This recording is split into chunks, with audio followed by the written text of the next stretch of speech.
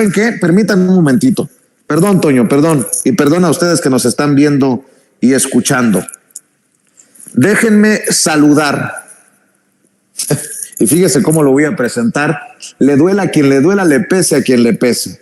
Déjenme saludar al candidato de Morena al Senado de la República por el estado de Querétaro, ex titular de la Unidad de Inteligencia Financiera, el doctor Santiago Nieto, a quien saludo con mucho gusto y le digo de entrada, felicidades, Santiago, el tribunal te da la razón, doctor, ¿cómo estás? Muy bien, Vicente, un saludo a ti y a tu auditorio. También muy consternado por tu ilegal detención en Querétaro. Me parece increíble que existe este abuso de autoridad por parte de los elementos policiales y sobre todo para un comunicador como tú, y sobre todo porque ¿qué es lo que intentan? O sea, presionar para que personas que tienen un discurso en favor de la 4T o del presidente Andrés Manuel López Obrador sean acosadas en los estados panistas. Me parece algo increíble, algo deleznable, y bueno, por supuesto, lo condeno enérgicamente, como lo hice a través de las redes sociales. Y muy contento por el Tribunal Electoral. Esta historia es una historia que inicia, creo yo, mi hipótesis es que la inicia Cabeza de Vaca y presiona.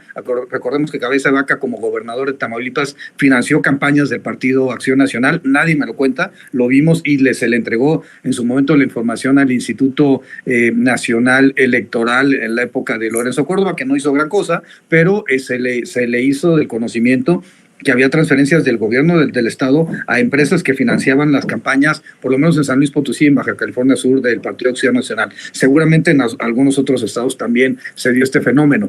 Y financiaron a Marco Cortés, y evidentemente creo que ahí se encuentra el germen de esta demanda. Debo decir que inclusive personas que trabajan en la representación del PAN en el INE me comentaron el día del debate presidencial que ellos pues no habían estado de acuerdo porque pues me consideran todos queretanos, y lo digo porque yo en algún momento de mi vida me tocó trabajar en el ámbito electoral como magistrado, como fiscal.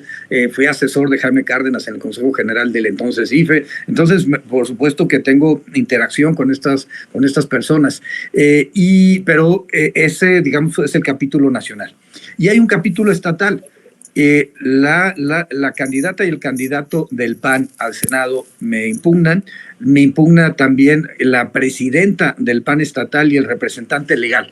Primero, ¿por qué es raro esto? Porque los candidatos no tienen por qué presentar este tipo de demandas. Las presenta el representante del partido ante el órgano electoral. Los jurídicos las preparan. Y es increíble, y nunca entendí por qué estos candidatos al Senado hubieran hecho este acto. Segundo, me parece también increíble, honestamente, o inviable más bien, que el gobernador Mauricio Curi no estuviera enterado. Que la presidenta y los candidatos al Senado y el representante ante el órgano electoral en Querétaro hayan firmado una demanda para bajar a un candidato de Morena, no pudo haber sido sin autorización del gobernador. Perdónenme, no hay forma de que eso en un sistema tan vertical como es el sistema de los panistas hubiera ocurrido. Y lo que tenemos que reflexionar es por qué lo hacen. Mi respuesta es porque tienen miedo. Tienen miedo, uno, de la aceptación del presidente Andrés Manuel López Obrador, está ya subiendo al 60% de aprobación en Querétaro. Dos, por la aceptación de la doctora Claudia Sheinbaum, está en niveles de 54% de aprobación en Querétaro. Y tres, porque si bien hace 3 años los panistas nos ganaron con 25 puntos de diferencia en la gubernatura, hoy una encuesta para el Senado de Demoscopía nos pone 4 puntos abajo, y hay que acordarnos que caballo que alcanza gana, y ya los alcanzamos y los vamos a rebasar. Ese es el temor de los panistas, aunado a otro tema fundamental que es el tema del agua y el tema de la obra de 5 de febrero, donde hay un claro tufo de corrupción, y que por supuesto nosotros hemos planteado que la próxima representación de Morena en el Congreso del Estado tiene que solicitar auditorías para poder revisar estos 7,000 millones de pesos que se han gastado en el ámbito de la obra del 5 de febrero, y por supuesto que también se tendrá que fiscalizar y se tendrá que revertir la privatización del agua que se dio desafortunadamente en Querétaro, y que hoy, si una familia deja de pagarle a la empresa que tiene concesionado el agua, el servicio, hoy, por esta reforma del día de ayer, de hace un par de días del Congreso del Estado, va a afectar a las personas que menos tienen, restringiéndole a 50 litros de agua por toda la familia al día.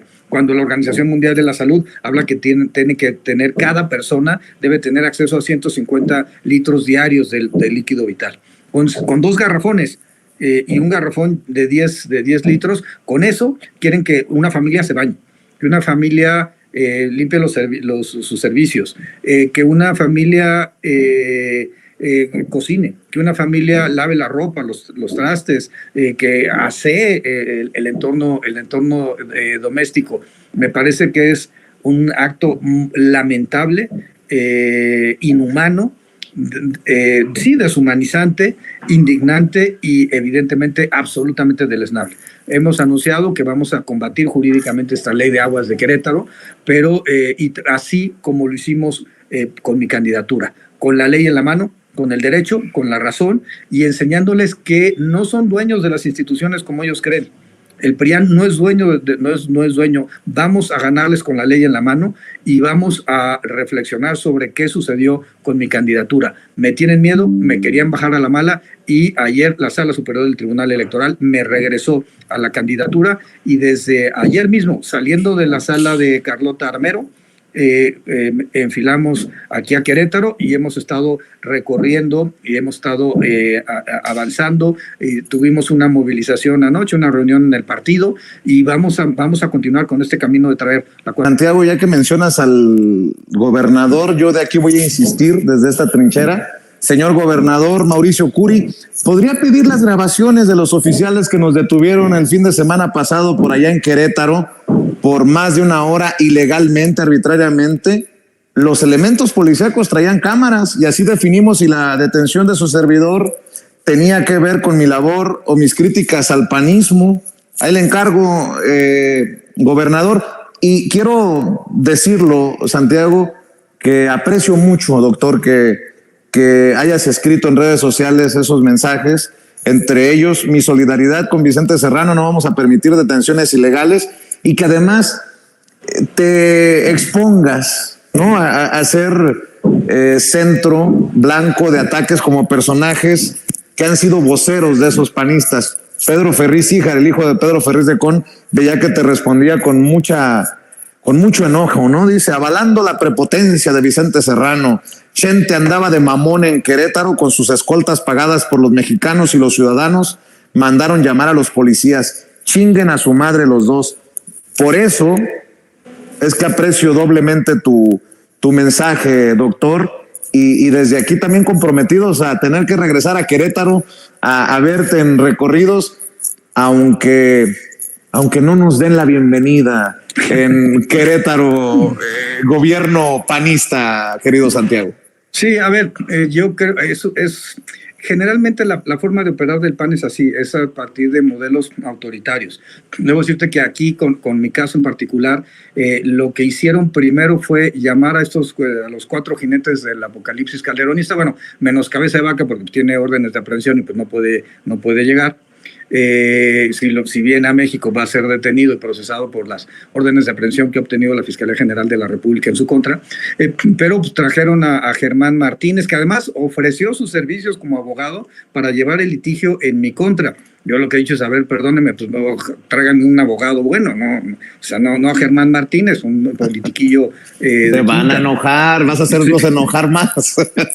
Y luego, a ver, y también ya hemos solicitado por transparencia si hubo una contratación de despachos de los calderonistas por parte del gobierno de Mauricio Curi para este caso en particular. Luego vino Saco de Pus, vino Roberto Gil, a decir que era un tema personal y rasgarse las vestiduras.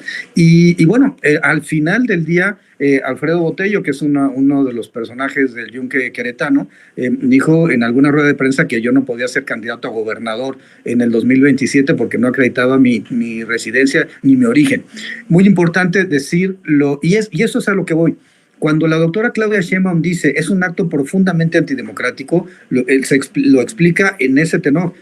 No solamente se trataba de quitarme a mí mi derecho al voto pasivo, se trataba de quitarle a las queretanas y los queretanos la posibilidad de votar por mi persona si eso era su deseo. Y eso de seleccionar quién puede ser candidato y quién no puede ser candidato es, profundamente antidemocrático. Y lo mismo lo digo respecto a lo que dijo la presidenta de Morena en Querétaro, Rufina Benítez. La doctora Rufina fue muy enfática a decir, esto es un desafuero queretano. ¿Y por qué es un desafuero? Porque también se trataba de quitar de la boleta electoral a una persona que le es incómoda al gobierno estatal y a los panistas a nivel nacional.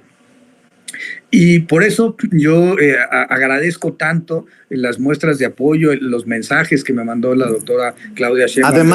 Además, Santiago, has logrado una unidad en torno a este caso de Santiago Nieto en Querétaro, ¿no? La doctora Claudia Sheinbaum, Marcelo Ebrard, el ex canciller. Ha habido un respaldo total y abierto a tu candidatura, a tu persona, Santiago. Sí, Citlali Hernández, Gerardo Fernández Noroña, Eugenia León, hubo también apoyo de Malú Micher, por supuesto Mario Delgado hizo una rueda de prensa, y a nivel local también todos los referentes de Morena en el estado, Luis Humberto Fernández, Gilberto Herrera, las presidentas, todas las candidaturas a las diputaciones locales, todos los aspirantes a las presidencias municipales, era pues lo que nos planteaban era eso, la necesidad de tener un frente unido. Tuvimos una concentración de una rueda, íbamos a hacer una rueda de prensa, se salió de control, terminó siendo una concentración y un mitin el Jueves Santo en Plaza de Armas en Querétaro. Y bueno, creo que eso lo agradezco. Y lo agradezco mucho porque hubo muchas personas, muchos hombres y mujeres que me decían en la calle que no me dejara, que no me rindiera. Y lo que les decía es que en mi ADN no está rendirse. Y eso fue finalmente lo que pasó. ¿Qué dijo el Tribunal Electoral? Es muy importante. 1, soy originario. Soy originario porque fui registrado en San Juan del Río. 2, tengo el derecho del jus sanguine. Porque finalmente hay 5 generaciones, la mía es la 5ª generación de nietos en San Juan del Río, la 6ª es la de mis sobrinos, mis hijas de mi primer matrimonio que nacieron en Querétaro, y 3, dice tengo residencia efectiva, porque la credencial para votar establece acredita la residencia y además en un inmueble del cual yo soy copropietario. Una casa, la casa de mi padre, la casa donde yo viví de mi infancia, mi juventud, nos la termina donando a mis hermanas, a mí, y ese es esos son el terreno, las casas que en un mismo inmueble forman parte de ese sitio donde yo llego, donde estoy y donde siempre he estado vinculado. Entonces es increíble que digan que no resido, que no tengo residencia, cuando se trata de un inmueble que es de mi propiedad. Y además también lo dice el Tribunal Electoral, cuando había habido muchos casos, Xóchitl Gálvez, por ejemplo, fue candidata en Hidalgo, después la hacen candidata en la alcaldía Miguel Hidalgo en la Ciudad de México, y lo que tenía era un despacho. Después ya se construyó, ganó departamentos y casas y muchas otras cosas, pero Cuauhtémoc Blanco pudo ser candidato en Cuernavaca con un arrendamiento de un inmueble. Entonces era porque lo que buscó siempre el Tribunal Electoral era maximizar el derecho al voto pasivo, el derecho a ser votado. Y finalmente la Sala Regional Toluca, por cierto, con magistrados impulsados por el Partido Acción Nacional, en funciones su jefe era Reyes Rodríguez, que es el empleado de este sector de cabecistas, y por otro lado también este personaje la otra magistrada, impulsada por el Partido Acción Nacional, me llevan a reflexionar si realmente ese tiene que ser el mecanismo de designación de los magistrados regionales, y yo creo que eso es algo que tenemos que cambiar. La reforma al Poder Judicial de la Federación urge, entre otras cosas, para evitar actos arbitrarios manipulados por el PRIAN, en este caso en mi contra, pero que puede ser en contra de cualquier persona en cualquier lugar de la República Mexicana. Pues me da mucho gusto que sea con esta noticia, Santiago, doctor, que tenemos la oportunidad de conversar. Nos vamos a tener que ver pronto en Querétaro, porque creo que es muy importante la batalla que estás dando en territorio panista, entre comillas, para que llegue la cuarta transformación a esos rincones de Querétaro. Y desde aquí, pues felicidades, Santiago, gracias por tu solidaridad y nos vemos pronto ahí, aunque no le guste al alcalde de Querétaro capital o aunque no le guste al gobernador, ambos panistas allá en aquel estado, ahí estaremos siempre dando la batalla, Santiago. Sin duda, es nuestra lucha por la libertad de expresión, por traer la cuarta transformación a Querétaro, y sí, vamos a sacar al PAN de la casa de la corregidora. Te mando un abrazo, doctor, estamos al pendiente. Muchas gracias por conectarte. Abrazo, Vicente. Bye, bye. El doctor Santiago Nieto hablando con nosotros sin censura luego de que el Tribunal Electoral del Poder Judicial de la Federación le regresa la candidatura que le estaban buscando bajar a la mala los panistas.